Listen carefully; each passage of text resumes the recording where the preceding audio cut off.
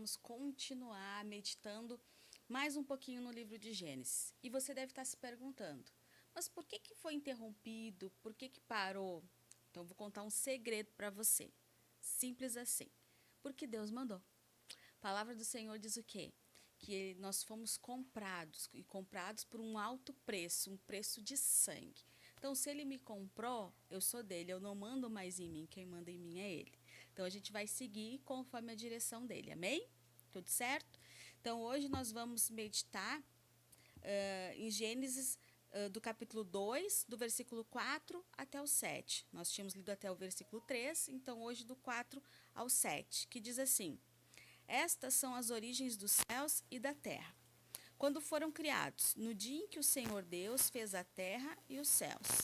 Toda a planta do campo ainda não estava na terra, e toda a erva do campo ainda não brotava, porque ainda o Senhor Deus não tinha feito chover sobre a terra, e não havia homem para lavrar a terra.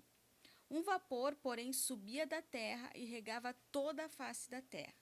E formou o Senhor Deus o homem do pó da terra e soprou nas suas narinas o fôlego da vida. E o homem foi feito alma vivente. Então aqui a gente vê algumas coisas bem interessantes para nós meditarmos. Uma delas é o quê? Que fala que havia a erva, que haviam as plantas, mas elas ainda não haviam brotado. Por quê? Por dois motivos. Um deles era porque não havia chovido sobre a terra. Apenas um vapor subia e molhava a terra, molhava as plantas. Então fica mais fácil a gente entender por que as pessoas não acreditaram quando Noé começou a pregar, quando Noé começou a falar que ia chover. Por que as pessoas não acreditaram? Porque aqui a gente vê que não havia ainda chovido. Então, por isso que quando as pessoas me perguntam uma opinião, né? Isso é um particular meu. Quando as pessoas me perguntam, eu quero começar a ler a Bíblia, por que livro eu começo? Eu recomendo, eu prefiro que comecem pelo livro de Gênesis, porque é onde fala como tudo começou. Quando a gente vê para que as coisas foram criadas, o que Deus queria, como Deus queria que as coisas fossem. O próprio Jesus, quando era interrogado, ele dizia: mas no começo, no princípio, não era para ser assim. Então, se a gente quiser saber, a gente precisa ler Gênesis, a gente precisa entender como era no começo, como era no princípio, para entender coisas lá na frente. E uma delas é essa. Quando a gente vê aqui que não havia chovido, a gente entende o que passou pela cabeça dessas pessoas quando Noé começou a falar que ia chover. Acharam que Noé estava louco. É a mesma coisa se hoje eu chegar para você e disser assim: amanhã vai chover canivete. Tá louca, coitada, né? Nunca choveu canivete, agora vai chover canivete? Era o que eles estavam olhando para Noé e pensando: esse homem tá louco, nunca choveu, agora vem ele dizendo que vai chover, ainda que vai chover um monte, vários dias. Eles não acreditaram. Por quê? Porque é muito mais fácil a gente criticar aquilo que a gente não conhece. É muito mais fácil a gente criticar aquilo que a gente não sabe do que procurar saber. Outro fato importante aqui é quando diz que também não havia brotado porque não havia homem para lavrar a terra.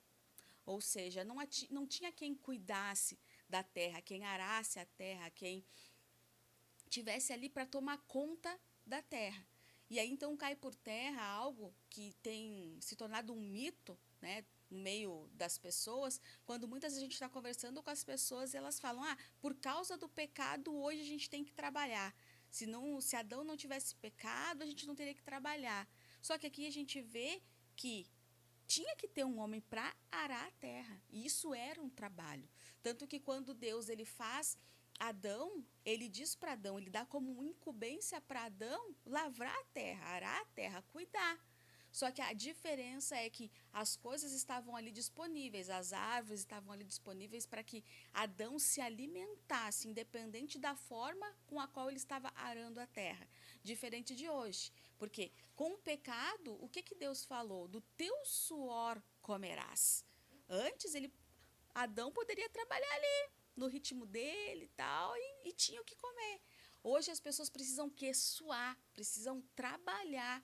Para quê? Para se alimentar, para comer. Ou seja, as coisas continuam disponíveis, mas elas precisam ter dinheiro para comprar. Ou seja, não passou a trabalhar depois, antes já existia trabalho. A palavra de Deus também fala o quê? Jesus diz o quê?